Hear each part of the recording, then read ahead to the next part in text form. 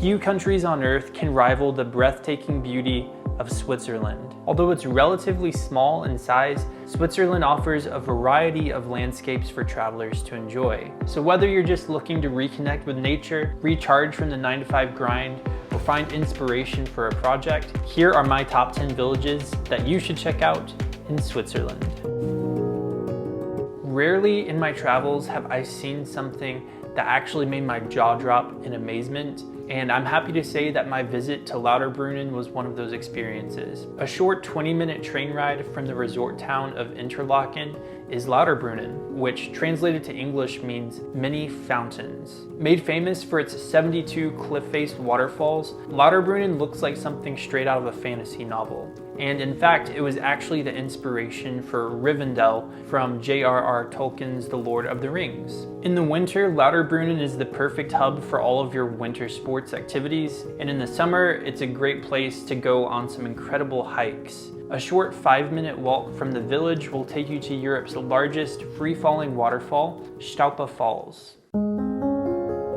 Gimmelwald is a small, car-free farming village that is very close to Lauterbrunnen. And in my experience, it was the perfect place to enjoy the quieter side of the Swiss Alps. Overshadowed by some of the bigger attractions in the area, Gimmelwald was very relaxed and not a ton of people there. There were just beautiful benches with gorgeous views of the Alps that you could just relax on and read a book and recharge before doing some more adventurous activities in the Alps. There's a cable car that connects Gimmelwald to Mürren, another small Swiss village with some very iconic views of Lauterbrunnen Valley. You can continue on the cable car to reach Schilthorn, a mountain where they filmed one of the James Bond movies. There's a restaurant on the top of the mountain that rotates, so as you're dining, your view of the Alps is constantly changing. That was one of the highlights of my trip, and so I definitely recommend the experience. Afterwards, you can check out the free James Bond exhibit that they have, where you can learn a little bit more about the movie that was filmed there, and then they also have a free cinema for you to enjoy. As with many Swiss villages, Gimmelwald is a very easy starting point for a large number of great hikes. For me, spending just a day or two in Gimmelwald was plenty of time to enjoy what it had to offer.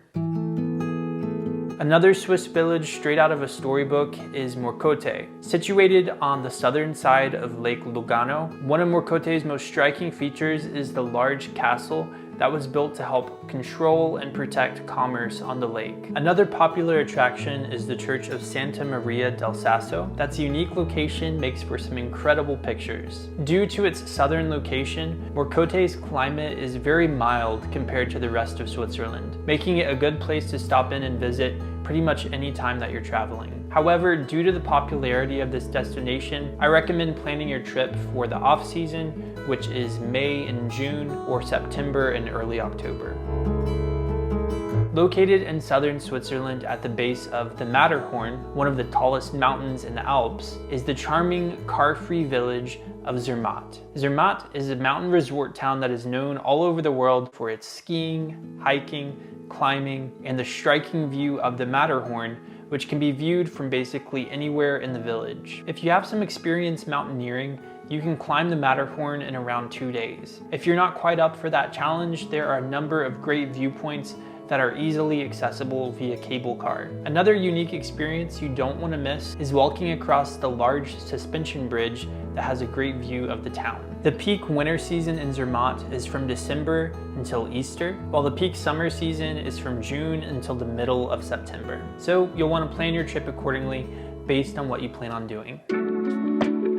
For a truly unique experience traveling Switzerland, you'll definitely want to see the village of Kuripo. Built entirely out of stone and with a population of only 9 people, Kuripo is the smallest village in Switzerland. Although despite how small it is, you'll still find a restaurant and a church. Because of its historical architecture, the village center has been placed under a conservation order to help preserve it for future generations. While its slower pace isn't for everybody, if you enjoy the feeling of being transported back in time, I know that you'll enjoy your visit to Kuripo.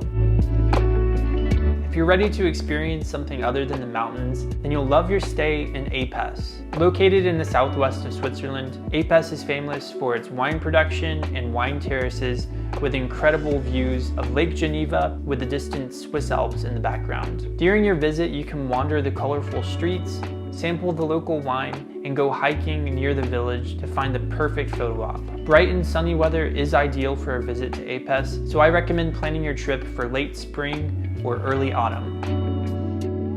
If you're looking to experience Switzerland in the summer, Gimmelwald is the place to go. Gimmelwald paints a colorful picture against the backdrop of the Swiss Alps, as the village is often decorated with red flowers during the warmer months of the year. Gimmelwald is a very small village with less than 500 residents. That being said, most of the activities in the area are focused around nature, the largest of which is the ski resort, drawing in the biggest crowds. But if you come in the summer, there's lots of beautiful hiking to enjoy, as well as just exploring the local village. Whether you're in Switzerland in the summer or winter, in my opinion, Gimmelwald is a great place to stop. If you're a fan of high quality cheeses, then you don't want to miss Gruyere. Dating all the way back to the Middle Ages, one of the most notable features of Gruyere is the large fortress in the middle of town that was built in the 13th century. From Gruyere, you can get beautiful views overlooking the Seine Valley and lake. If you're fascinated by history, you'll have no trouble finding something to do in Gruyere. You can explore the 13th century castle or visit numerous medieval sites throughout the streets. Another fun thing you can do is learn about and sample the famous Gruyere cheese. Lastly, as with most destinations in Switzerland, there are some beautiful hikes in the area that you can enjoy. Gruyere is located in the western region of Switzerland, and so I recommend visiting in the summer and spring.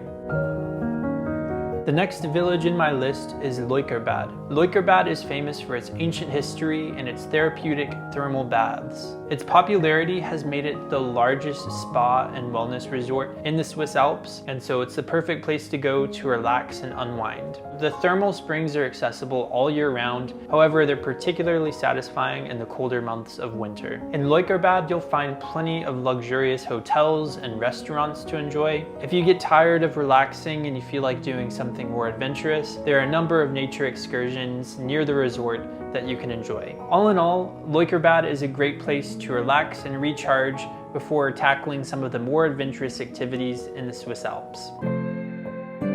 Dominated by a large castle, Spiez is a peaceful village found on the shore of Lake Thun. Surrounded by vineyards and beautiful nature, Spiez makes for a great summer getaway. Some of the most popular experiences in Spiez would be just visiting the local vineyards, exploring the castle, or just relaxing by the lake. If you're visiting in the winter, you can leave town and visit the nearby ski resorts. For Spiez, it's recommended that you visit in May to October. If you enjoyed this video, please give me a thumbs up. Thank you guys for watching, and I'll see you in the next video.